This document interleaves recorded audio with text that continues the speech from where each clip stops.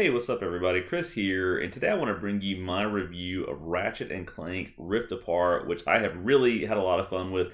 I don't think that it's a perfect game, just to sort of put that out there right off the bat, but I do think it's exceptionally well made. It's beautiful to look at, as you would expect. But anyway, let's sort of get into the weeds a little bit here. I'm going to try to keep this somewhat truncated, but let's just talk a little bit about it, and I'll share my thoughts. Hey, as always, if you're enjoying the video, please be sure to give it a thumbs up, and please be sure to subscribe.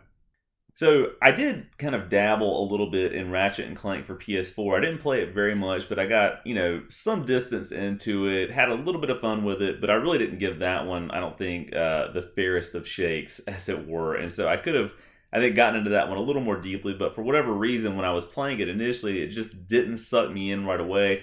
I meant to come back to it, I just never did. But then, sort of fast forward to the release of the PS5, everyone looking forward to Ratchet and Clank Rift Apart, and so that being, I think, one of the first true kind of next gen games, it was one that I definitely was interested in, definitely wanted to check out.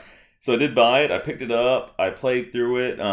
As far as playtime goes, I don't recall, I'll have to double check on my PS5 to see how many hours I sank into it, but I did make it all the way through the story. I think as far as trophy completion goes, I'm at like 73% or something like that. And I do plan to go back and collect things like teddy bears and all these little collectibles that are scattered throughout the game. But all of that kind of stuff aside, it is just a fun, really manageable sort of pick up and play game. It's easy to remember what you're doing, how to play it. And so I think that's one of the things that I like about it, right? I've talked on the channel before about how sometimes when I see that a game is going to be 50 hours long or something comparable to that, it can be a little bit off-putting because a lot of people don't want to put that kind of time and effort into a game, maybe because they don't have that kind of time, right? A lot of times I want a 10 to 15 hour game that I can sit down with, I can have a lot of fun with, but I know that there's sort of an expiration date on it, as it were, and that I can make it through it in a timely manner. And that's what Ratchet and Clank is to me. It's got beautiful graphics, as I mentioned earlier. I set it at 60 FPS on my 4K television, and it's just gorgeous. It is a really, really pretty game. Now, I have seen some people say that they think it's sort of Pixar-level animation. I don't think it's quite there yet. I do think it looks outstanding and really good, but no, it's not Pixar, in my opinion. It's getting close, right? I mean, you can see in sort of each console generation how things sort of evolve and get better, but to me, it's not quite there yet, but it's great. I think the story is good, but I don't think it's as profound or as deep or as enveloping or engrossing as some people have made it out to be. I think it's totally serviceable and fine for what it is, which is meant to be kind of a lighthearted game. Now, I've seen, again, some commentary about how it deals with things like mental health and other issues that are potentially sort of woven into the plot, that it's there. But again, I didn't really pick up on a ton of that. I mean, there's a little bit of depth and a little bit of nuance, but again, it totally works for the purpose of the game.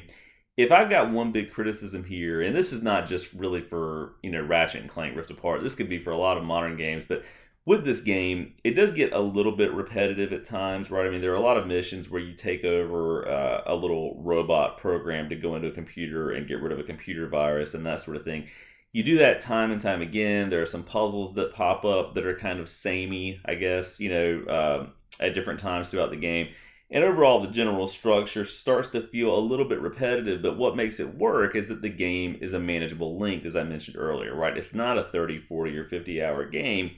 It's maybe 11 or 12 hours. It really didn't take me all that long to get through it, but I had a lot of fun playing it while I did.